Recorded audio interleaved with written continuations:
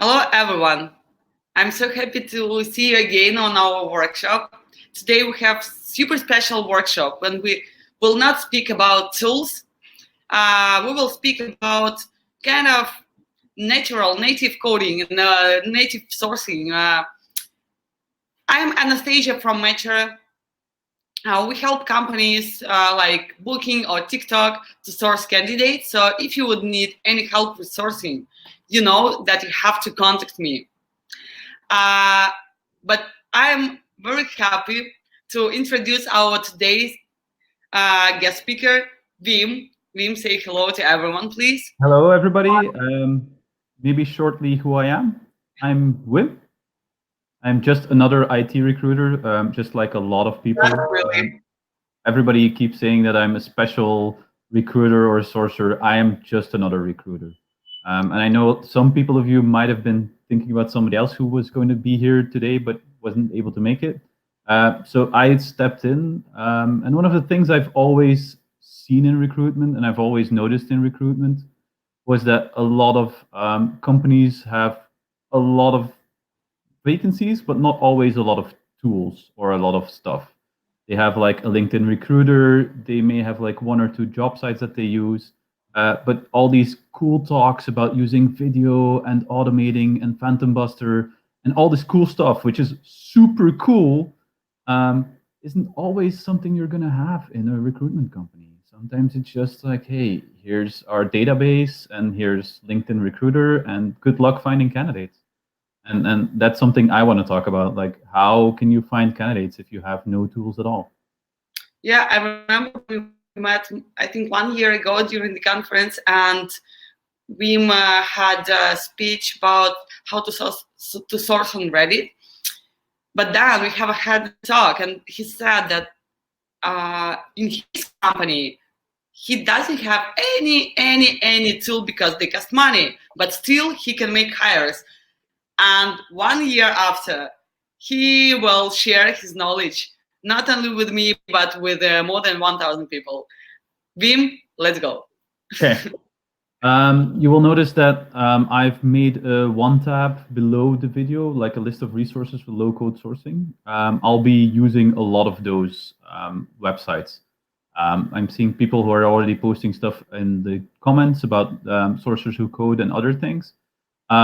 If you have any questions at any time, use the Ask a Question button so I can come back to it. So I don't have to stop what I'm talking about every 2 minutes to answer questions. And I won't be able to follow the chat all the time. So please, I'll try, but I'm not that great at like multitasking. So I'll try to follow it up. But if you have any questions, use the Ask a Question button, and then I'll come back to it at the end. Now, I've told a story about how there are a lot of recruiters out there, or at least in my opinion, there's a lot of recruiters out there who don't have an unlimited bag of money. I've never worked for a company who said like, hey, you can come recruit for us, and any tool, anything you need, we will pay the money. And if you want to like meet other people and go to conferences, we'll also pay for that. So a lot of the times there's a lot of really cool tech in recruitment, and there's a lot of really cool tech in sourcing, but it's not always really available for every recruiter, and it's not really available for everyone. I would love to have money to pay for all those cool tools and to have all those cool tools for myself, but it's not always there. One of the things that I'm going to talk about today is a lot of really cool tools. But first and foremost, these cool tools are like a solution. They're just one solution to a problem. And the problem is you don't have a budget. One of the biggest things you have in there is always the fact that as a recruiter, you have a certain cost to the company. If you are working internally or if you are working as a consultant, you're always going to cost money to the company. That's something you as a recruiter should know, in my opinion. You should know like, hey, every day that I'm working, my company loses X amount of money. But on the other hand, you also have a certain worth in the company. If you, for example, bring in a good candidate who starts, if the company doesn't have to hire them externally via another supplier, that's 8,000 to 10,000 euros that you've saved in your company because you're working internally. And from there on, it's a great way to also go to your company and go like, hey, I cost X amount of money every year to you, and I bring in X amount of candidates. And if you would use an external recruiter, this would cost you this amount of money. So maybe can I have some more budget to use these tools or to get these tools as well? So not having a budget isn't always the best way. So one of the ways you can go about it is proving your worth to the company and going like, hey, if these vacancies don't get filled, this is an amount of profit that you're going to lose. This is the amount of money that you won't have because you don't have those people there. You don't have those IT developers or engineers or whatever doing the work. So these people not doing the work is also costing you money. Because recruitment is one of the most important positions in any company. It allows companies to grow. It allows companies to do more. But if you don't have a budget, it really gives a strange message to everybody. Like, hey, you're the most important position, but you don't have any tools. It's like if you have somebody who's doing the work on your house or who's doing repairs on your house, and he doesn't have any screwdrivers. I mean, yeah, that guy's not going to be able to do a great job. One of the things you always have to remember there is like you want those tools, and I love automation. I love tools. I love all those new technology. It's not because I'm talking here about how easy how you can do it without tools that I'm against using tools and automation. Automate as much as you can in your life. Automate as much as you can in your workload.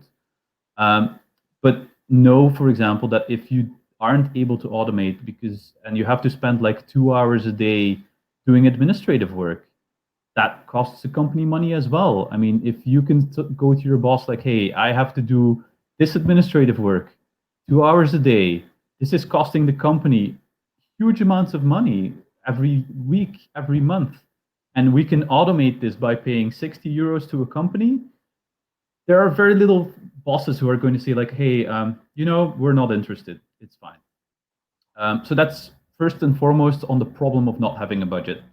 If that doesn't work, of course, there's always no code, low code sourcing, just without any technology and without anything else. And that's what we're going to talk about first and foremost. So I'm going to try and share my screen. Give me 1 second. Hopefully this will work. And if everything's okay, you're going to see my screen right now. A few people have already seen my LinkedIn. That's the first page I shared in there. Can somebody confirm that they can see this? That everything's okay? We do, and people see the list of resources that we have shared, and yeah, I think everything is perfect. If you want to follow along, I've shared all these resources in one simple link, which makes it a lot easier for people to follow along. First and foremost, you're going to see my LinkedIn. Feel free to send me a connection request. That's pretty much the reason why I've put it in there. Let's be honest here. But I've always worked on a lot of smaller companies and companies who worked with different types of budget. One of the first things you want to think about if you're going to work on positions without a budget is getting your job spec correctly. That's the start on any job that you're going to do, is get your job correctly and get it nice and clean, and just do some copywriting. Writing a good job ad costs you nothing. Good copywriting is something that you can learn, that you can do yourself. If you don't really know a good way to do it, write something out, toss it in Grammarly. If you don't know Grammarly, of course, the first thing I show off is something which I didn't put in the list. It's just a small tool where you can copy paste text, and they're going to show you, hey, maybe you don't want to use this word. Maybe you want to use your punctuation differently. Maybe you want to change something else. It's a free tool, of course. Like all tools, or most tools that I'm going to show, a lot of them are going to have paying versions, but you can use the free versions most of the time. But first things first is getting your job specs correctly. Once you got your job spec correctly, one of the things you always want to do as well is measure stuff. I'm going to use this later on, but measure your vacancies, measure your mails you send out, measure the things that you do. checkup of, hey, I'm using this or this tool, and this is the return that I get from that tool too.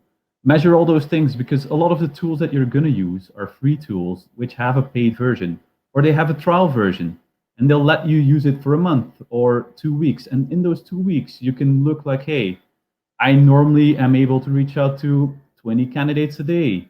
Now, by using this tool, I can get to 30 candidates a day, or maybe 40 candidates a day. That's also numbers. You can go back to your management and go like, hey, I use this tool. It's right now I'm using a free version or a trial version. This is a cost, but this is how much better my job would be, or how much easier my job would be, and how much faster my job would be. So measure the things that you do. Because that gives you ways to come back to your management and say like, hey, I've used this tool, really great, only costs this amount of money, it'll make my work better. Now you have this job spec, and of course you're thinking, okay, so what now? You're going to, on the one hand, use your job spec to send it out to candidates, but on the other hand, you can just post your jobs online. Glassdoor, for example, allows you to post your jobs for you. Now, I'm terribly sorry for sharing this in Dutch, but I am in Belgium, and therefore the Glassdoor site is just in Dutch. But you can use Glassdoor on the one hand to show to your candidates what the work is like. Glassdoor has a lot of it allows people to also evaluate your company. So that's also a great way to have people be able to check up on you, on your company, and then what they do. But they also allow for posting of jobs, and they are a job aggregator. On the other hand, Indeed also allows to post jobs and free jobs. These are real easy solutions for getting your job out there. Because on the one hand, you want to search, you want to source those candidates, you want to find those perfect candidates. But on the other hand, why not also post your jobs and make sure that people can find you as well? Candidates who come to you are the easiest source of hires. I mean, and if you don't post your job online, no, people will not find your job. It's that simple. I mean, if you don't put your job out there, you won't be able to. People won't be able to find it, and people won't be able to see your job and won't be able to talk about your job or apply for it. So don't forget about inbound. Post it on your own job site as well. Check into Google Google for Jobs. Google for Jobs is something that has come out in Belgium, I think, in the last 2 weeks. You can also post your jobs there if it doesn't get aggregated first and foremost. For example, in Belgium, we also have a lot of governments. Well, we currently still have a lot of governments who haven't fallen yet. But you also have a lot of job sites which are free, which are paid for by the government or sponsored by the government. So, for example, in Belgium, you have the VDAB, which is just for the Flanders region, where you can post your jobs for free. If you want to post one in Brussels, there is Actiris. And there you can also post your jobs for free. And this is a tool or a resource that job seekers are going to use themselves as well. Or you could use Le Forum, which is for the Wallonia in Belgium. But you can also look up candidates here. This is a free tool where people can find candidates as well. The VDAB, everybody who searches for a job in Belgium, who becomes unemployed in Belgium, has to go to the VDAB, has to sign up there. So that's a really great database, which is going to have a lot of candidates as well, which is absolutely free. So it's not that if you don't have any tools, that you cannot look up candidates or you cannot look for candidates as well. There are job sites that you can use to find candidates here. So for example, Le Forum, VDAB, so on and so on. Another big resource, for example, that people probably don't know about is that the European Commission has a job site. It's called EURES, which is just a site for jobs in Europe. And most of those jobs are either normal jobs where people post it on a job site and it gets posted on the EURES website, but also for jobs where people want to relocate. This is a job site which I don't know if I'm still logged in. I'm going to see if it's still, it has logged me out sadly. Let me just quickly see if I can log in again and prove that I'm not a bot. But this site has 50,000 users, 50,000 job seekers, CVs in Europe. So if you're looking for candidates and you're in Europe, a lot of the examples I'm going to give today are based on myself, and I do a lot of IT recruitment and engineers in Belgium. So there are a lot of resources out there for you as well if you're not a Belgian IT recruiter. But for example, Eurus, you can just look at it. It has 500,000 CVs on there.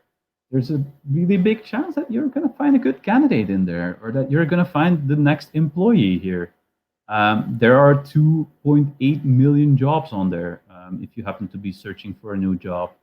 And this is a free tool provided by the European Union. So it is, if you don't have a login there yet, you can request them. They're super easy to get. And I think I can even get on the CVs with the login that I just used. But you can just search here for candidates. You can just find your candidates here, and this costs nothing. So it's not that you have, just because you have no budget, you cannot find candidates. If you don't know which job sites to use or where to look, I don't know if people have used this tool before. It's a really great tool by Hung Lee, which, in case if you're not subscribed yet to Hung Lee's Brain Food, you should subscribe to it right now. You're on the web page anyways. Use this very nice button. But Hung has a really good newsletter that he sends out every week with the newest things in the world on recruitment and HR and so on. But he has made an aggregated list of like all the different job sites that people could think about. If you're trying to find candidates in Australia or in Austria or in Belgium or in Brazil, which job sites can you use? And for example, if you're going to look here, Actrice, Jobpot, Actrice, Le Forum, and VDIB are on this. So he has asked a lot of people in the world, like, hey, if you are using a certain job site, there, and you can just look at these if these are free or not, and if these are paying. So if you don't know where to find these job sites, then you can look up in this list, and it's a really easy thing to find. Another place where you can just find people is just LinkedIn. I mean, you could just use the normal LinkedIn interface to find people. You can just try and find people via the search interface. You can just type out what you're looking for, which region, which languages they have to speak, and then you will get a whole bunch of profiles. The biggest problem, of course, in this is that if you do not have a LinkedIn paid account, you will end up in a limited view after watching too much profiles. But you can still use LinkedIn as a source, and you can use LinkedIn still to find people. Excuse me. You just cannot use it too much, because if you use it too much, you're going to end up having a limited view of people and not being able to see all the people that you want to see. Another way to use it on LinkedIn is, for example, looking at groups. LinkedIn groups still exist. I know it's not been very popular, but if you look, for example, for Java developers, I could also just look in the group called Java developers, which is going to have 400,000 people who are Java developers. So I could also see here about all the members that are in there and that I could search for. Once again, this is not the best way to do it, of course. You would rather use a LinkedIn. Oh, I didn't want to open up. Can I go back to my groups? Yeah, there we go. This is not the best way to do it, and not the best way to find candidates, of course.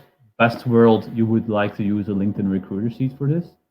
But you can do it. You can use just finding it via groups and maybe talking to those people in the groups as well. It could very well be that these communities are still active, or people are still working in there, or still talking there.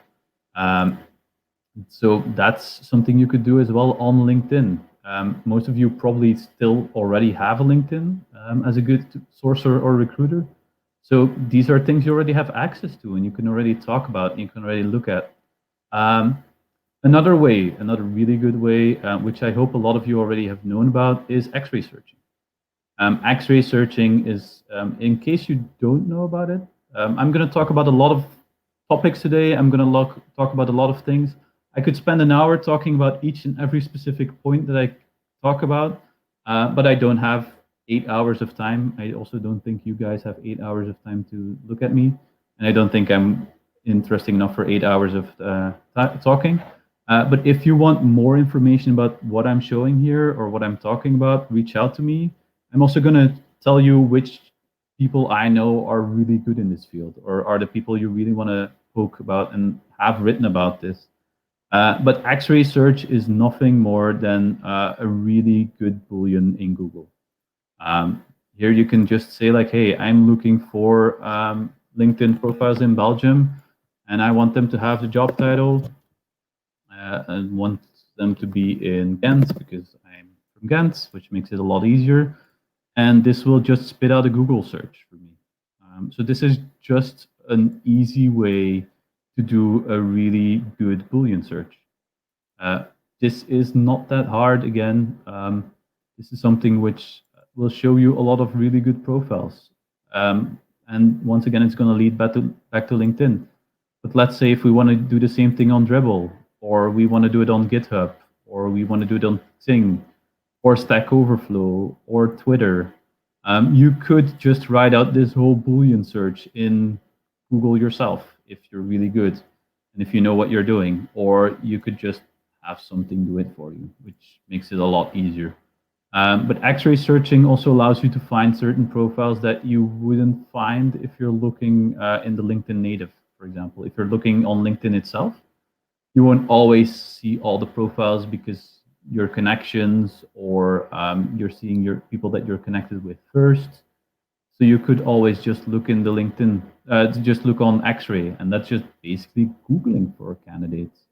And here you'll see I have like 2,300 candidates I can go through and I can look at that I have. But then I have all these candidates, and then of course comes a big question. Well, maybe first and foremost, if you want to learn more about Boolean strings or learn more about X-ray searching, Irina, whose LinkedIn profile I linked in, has talked a lot about it, has also posted a lot of different topics about it. So feel free to also see what she has written about it. Because you can spend a lot of time talking about, okay, we're going to do a Boolean search, we're going to do these and these different parameters, but that'll make me spend a lot of time. Of course, you now have all these cool LinkedIn profiles, all these cool people. You don't have a way to talk to them yet. You have all these cool Java developer LinkedIn profiles that you found on the different groups, or you found them via Google or whatever. The biggest problem in using free tools is finding people their email addresses. It's not easy because, of course, the GDPR has been becoming a thing, and people have become a lot more aware of like, hey, I don't want people to spam me for a job. I don't want people to reach out for me for a job. So people have been removing their email address from a lot of places, which is logical. I mean, it's normal that people don't want to be spammed for a new job if they're not looking, or they don't want 200 mails in a week about a new job if they're not looking. But maybe your position is a really good one. So then comes the problem of finding email addresses. One of the easiest ways just to look on people their LinkedIn profile. If you go to my LinkedIn profile right now, my contact details there are public. You could just click on the contact info and you can see, hey, this is Wim, their contact details. This is if you want to reach out to Wim. I'm going to check if Nicolas has done it. For example, Nicolas has also done it. If I wanted to reach out to Nicolas, he has his Gmail here, and I can send him an email like, hey, Nicolas, I want to talk to you about this or this. So these are one of the logical places to find it. But what if you don't find it there? There are a lot of tools to find people their email addresses. There are a really large amount of tools. The biggest problem is that almost all of them are paying, or all of them have like 5 credits a month, which if you want to send out 5 candidate mails a month, that's going to be really tricky for you to get the right people there. So that is one of the biggest problems, is finding your candidate emails. I've been trying a lot of different things. I mean, if you look at a lot of the rocket reaches out there, Signal Hiring has tried it, but they have like 5 credits a month. I've been trying Apollo, which allows you to find 1,500 emails a month for free.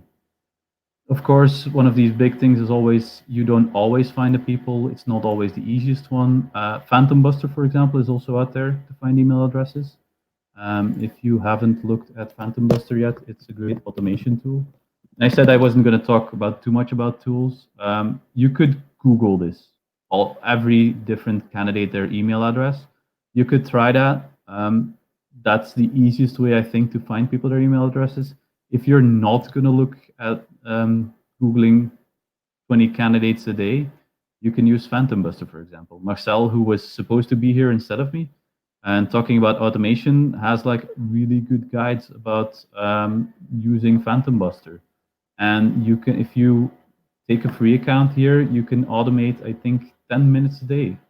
You can try 10 minutes a day, put it in a list, and try and find the candidates via Phantom Buster. You can try Apollo.io. You can just try and reach people via LinkedIn and just connect with them and send them a mail. It's not that professional, of course, but on the other hand, if you really have a good candidate, if you really have a good way, a good vacancy, and a good way to tell people about that vacancy, and they might be interested, why also not reach out via LinkedIn?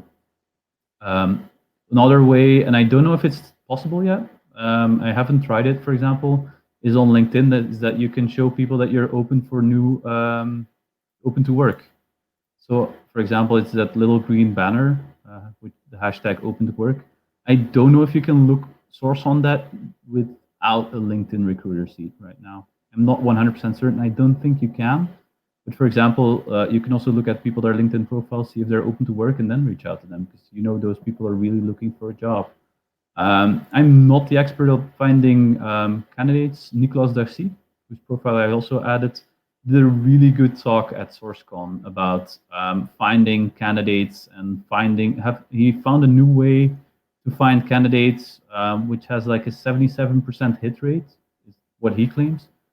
He hasn't shown it to me yet, but I think if enough people reach out to him and say like, hey, I've heard that you have a really good way of reaching out to candidates and finding candidates, maybe he'll show the rest of the world. But he talked about this at SourceCon, for example. So there are ways to find good candidates, but they're not always easy. Another way to find candidates, and this is one of the things I'm really a big fan of, is going where your candidate is. Your candidate is in a certain field. For me, it's always IT and some engineering, but those candidates have their own networks. I mean, people always use LinkedIn for recruitment. We have been using LinkedIn for a lot of things, but your candidates aren't always on LinkedIn. If you look, for example, this is a great example. For example, if you ask people on Stack Overflow, which are mostly developers, where they're using most of their social media, most of them will respond Reddit or YouTube or WhatsApp or Facebook. And then 5.3% is like, we spend most of our time on LinkedIn. So maybe LinkedIn is not the best place to find candidates. And then maybe you want to use all these other social media to reach out to candidates. It becomes even worse if you look at the numbers in the United States. So one of the things you really want to do as well is think about, where are my candidates right now? If I'm looking for ITers, where are my ITers going to spend their free time? And shouldn't I look for them there as well? I mean, LinkedIn is a really good resource to reach out to people who are looking for a job and busy with HR and recruitment. But if you're looking for good ITers, they're not going to look at LinkedIn. They're not going to spend most of their time on LinkedIn. They're going to spend most of their time on other platforms. For example, that same discussion about Reddit, about Java developers, is, for example, here you have a subreddit on Java. I've already done a lot of talks about finding candidates on Reddit, and if you really want to see good, even better than what I could ever write, things on Reddit, talk to Aaron. Aaron has written a lot of blogs about finding good candidates on Reddit, which is just a social platform, which is just a place where people can talk with each other, but you can also get in touch with candidates. You can also talk with candidates there. So Aaron has written a lot of blogs about it. I did a lot of talks about it, but I haven't written a blog up till now. So yeah, Maybe look at what Aaron has written about reaching out to candidates on Reddit. Because if you look at the research data, most of the candidates, if you're looking for developers in the United States, they're going to spend most of their time on Reddit. So think about where your candidates are, where they spend their free time. A company I used to work with asked us the question. They were working with engineers, roadside engineers. So, and they weren't really finding those people. They weren't really finding them. They were posting on LinkedIn. They weren't really finding those candidates on LinkedIn. And when I looked at the company, it was a company of 1,500 employees, but only 500 people were on LinkedIn. And then we started looking into the company, and suddenly we learned that there were a lot of people posting videos about their work on TikTok. Now, I wouldn't suggest using TikTok right now to find candidates because it's not the best platform right now. But think about, hey, where are my people? Where are the people that I'm looking for?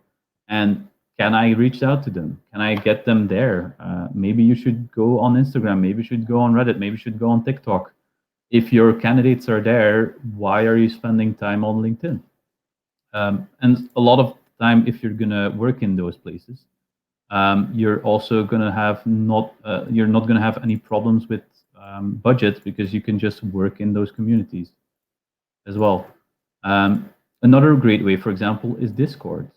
That's something which is still new, so to speak. But those are also communities where you can reach out to people, at least for developers and for technicians. I mean, if you're gonna look for cleaning people, don't think you're gonna find them on Reddit or Discord, for example. But for example, if you're in a technical field like I am, you can talk to people on the Programmers Hangout, which is a Discord, which has a lot of people on there. Right now, there's like 15,000 people online who are all into developing in their own different development languages.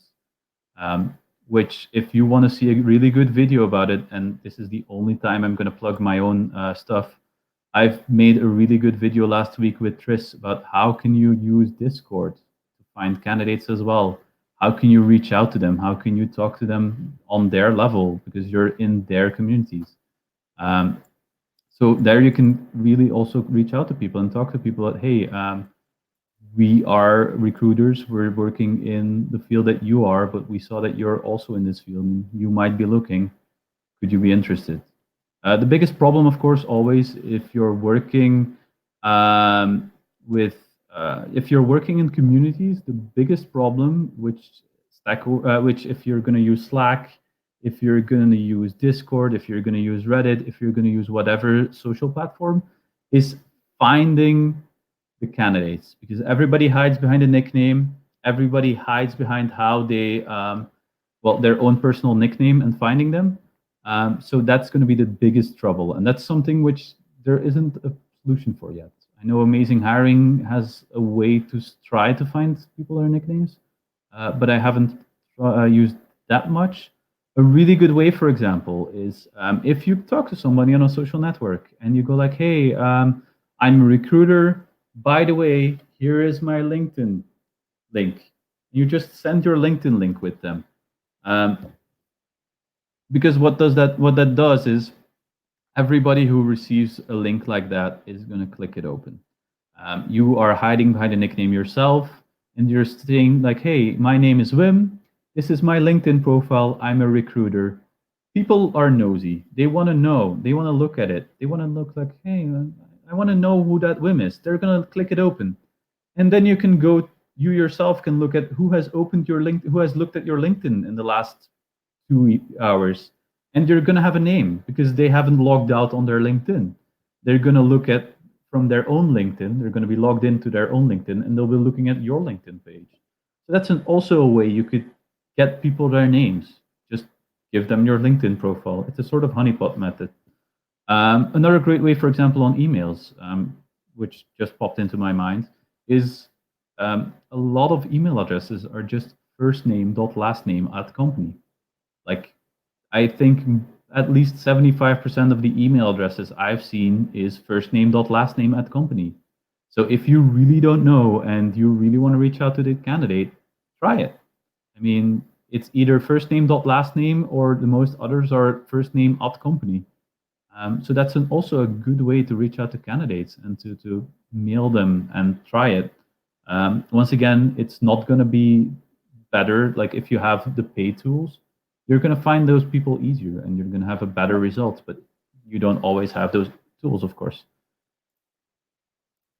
So that's searching on Discord. If you want to see a really good video about it, reach out to Tris and talk to Tris about it, because I made a video with Tris about using Discord for recruitment. I could spend at least 40 minutes, because that video is 40 minutes long. But once again, I only have like an hour to talk about this.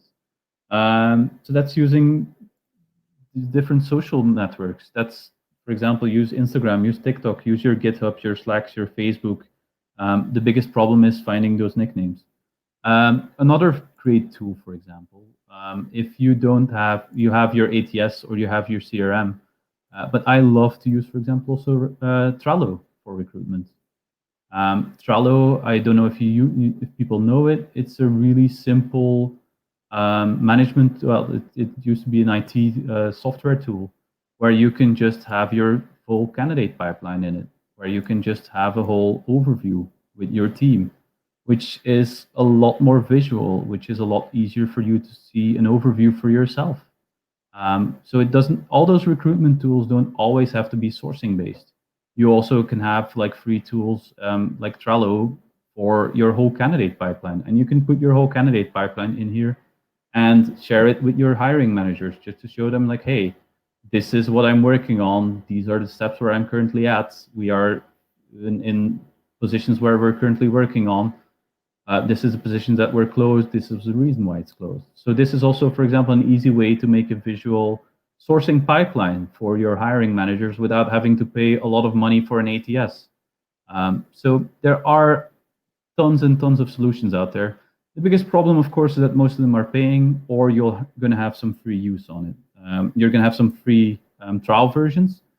Use those trial versions if you have them. One of the great things is that most of the trials versions will be a month, 2 weeks, and then you can evaluate, do I want to use this? Do I want to pay for this? Or don't I want to do it? There are a lot of tools in there, and you can verify them with a lot of things. There's also like free tools to check email addresses. The ones I've used ask like 5 cents, check for an email address if it bounces. That's tools that you can use as well. I've added, because I don't have all the knowledge, of course, I've added some articles about more free tools, things that I cannot say are good tools because I haven't used them, for example. So those, you can go through those articles as well for even more free tools and even more ways to do it. One small thing that I really love, which I didn't actually make anything about, but now it's popping into my head, I should mention it. Multihighlight, if people don't know it, this is also a really great free tool in recruitment. Well, for recruitment, this actually just highlights different keywords in a page. So for example, this is when I'm searching for a candidate with these technical skills, and I want to quickly visually see like, hey, this person has these skill sets. This is a really quick and dirty, cool tool you can use for this as well. And then I'm almost through all of my web pages. I have Mike Ottman Cohen in here because the cool one-tab thing that you seen is actually something that I stole from Mike. And he's also a really great recruiter who knows really well his job. He's also the speaker next week. To plug him next week as well. But he has a lot of really cool tools as well. So you should reach out to him as well, especially if you want to see about reaching out to people, finding people, and so on. I was going to say that that's most of what I have to talk about. I'm going to look at the questions. If people have questions about things, if people want to talk about this, now is the perfect time. So sourcing on LinkedIn groups, absolutely true. Just seeing the name of like a huge amount of people isn't always the best way on title or location. You could use LinkedIn groups which are more locally based. There are, for example, Belgian Java recruiters or Belgian developers where you can work in. From there on, you can scrape it, for example, with tools, but not always free tools. So if you go, for example, to Java groups, It can be very hit and miss. And then one of the things where you're absolutely right, Martha, is that you can't always say that this is something that is going to give a big profit. It's a lot easier if you're going to use a scraper, but a scraper isn't always free. And it isn't always one of the things that you can use here, not jobs. Like groups.